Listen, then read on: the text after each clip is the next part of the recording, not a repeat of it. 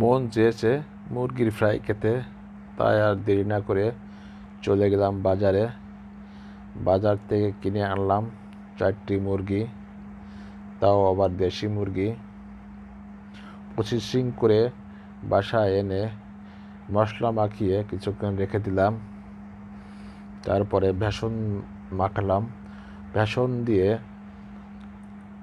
চুবিয়ে তেলের ভিতরে ছেড়ে দিলাম। অসাধারণভাবে মুরগির ফ্রাইগুলো ফ্রাই করা হচ্ছে। দেখতে যতটা সুন্দর, খেতে ততটা সুন্দর হবে। এর সাথে আছে গমের আটার রুটি, সেটা অন্য এক সাইডে বানানো হচ্ছে। দেখুন, অসাধারণ দেখতে, খুব ভালো লাগছে, খেতেও অনেক স্বাদ হবে।